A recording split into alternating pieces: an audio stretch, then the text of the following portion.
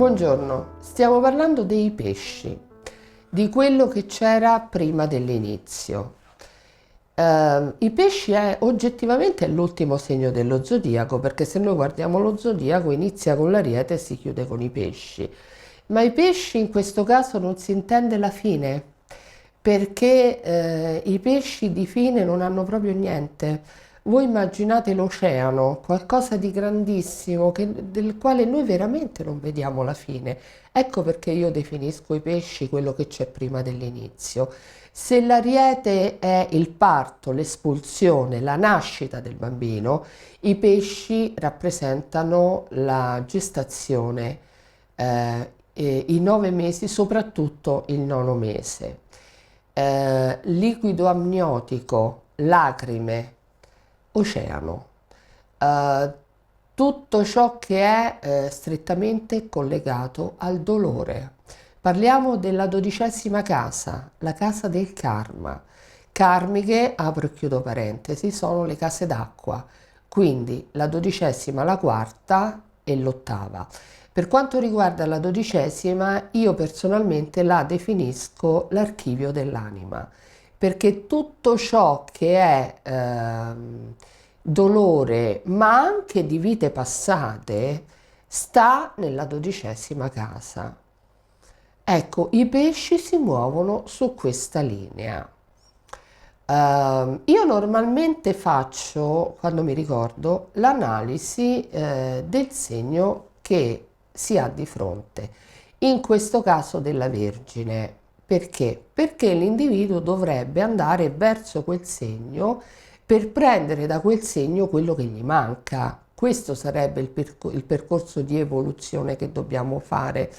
Quando io, prima di conoscere l'astrologia, dicevo la bilancia mi sta antipatica, ma perché nella bilancia c'era quello che mancava a me in quanto Ariete.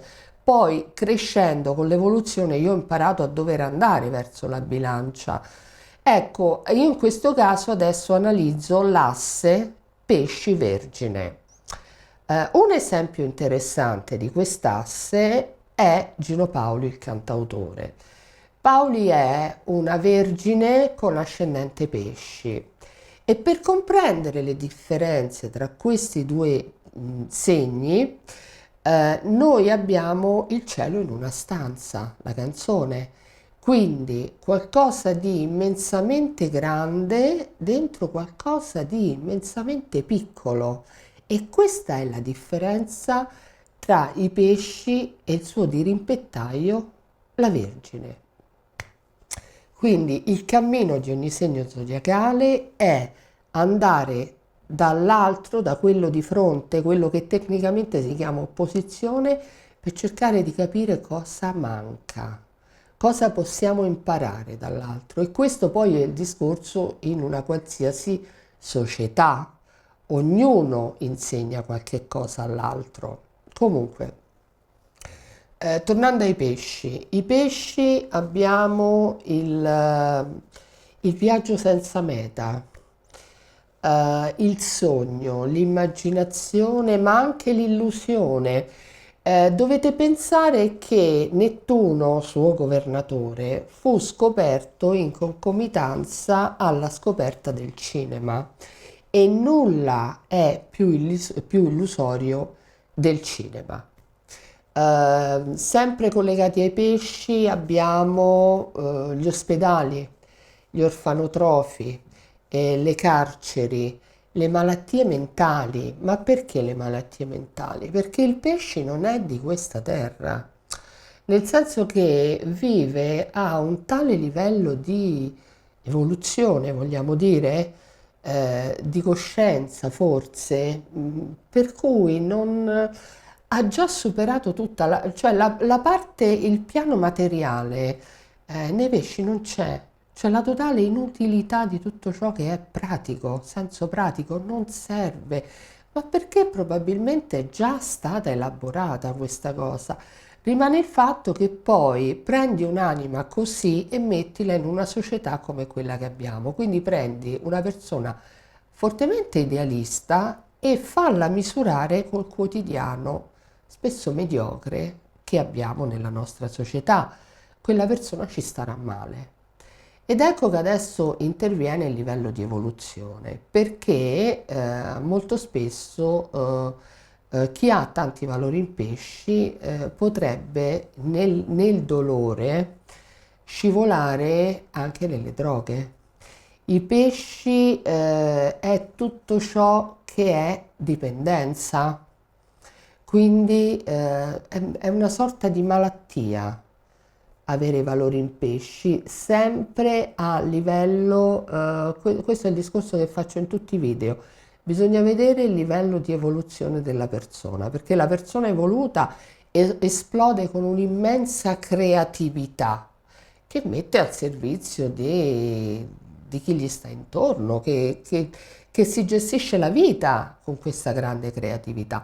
La persona non evoluta non si sa misurare con la realtà, se la vive male e cade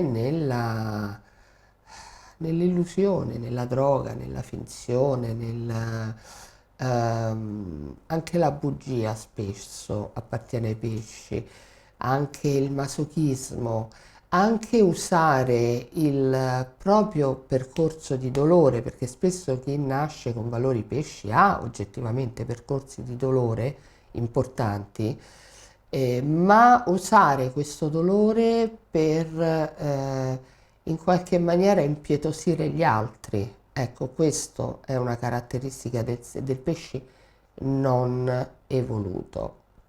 Le malattie mentali, torniamo al discorso di prima, ma perché se la persona non ha un livello di consapevolezza alto, si misura con un sistema di vita che non riesce a comprendere e vive male nel quotidiano.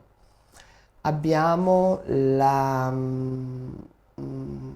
tutto ciò che è non acchiappabile, nel senso che spesso chi vive in coppia sotto il segno dei pesci, ha valori pesci, tende all'infedeltà, ma è perché non hanno la progettualità del rapporto, non c'è l'idea del per sempre, perché l'idea del per sempre ce l'hanno, ma ce l'hanno ad altri livelli, è qualcosa che ha a che fare con l'eternità, ma non con costruiamo la casa, arrediamola, prendiamo il mutuo, quella è tutta roba della Vergine. Il pesci è quello che ha già conosciuto tutti gli altri percorsi, adesso si sta misurando con la dissolvenza di Nettuno. Poi ovviamente abbiamo anche pesci con grandissimo senso pratico, abbiamo avuto Agnelli, Agnelli era pesci. Però ecco, dobbiamo sempre vedere i discorsi che faccio io, la descrizione dei segni è sempre una descrizione molto generalizzata, perché poi, come dico sempre, lo dirò fino alla nausea, l'astrologia reale è lo studio del tema natale. Non si può descrivere una persona valutando solo il segno zodiacale, che è la posizione del Sole. Allora, abbiamo finito lo zodiaco, mi trovate sul canale YouTube, su Facebook con il profilo e la pagina Federica Giannini Astrologa e sul sito federicagiannini.com. Grazie.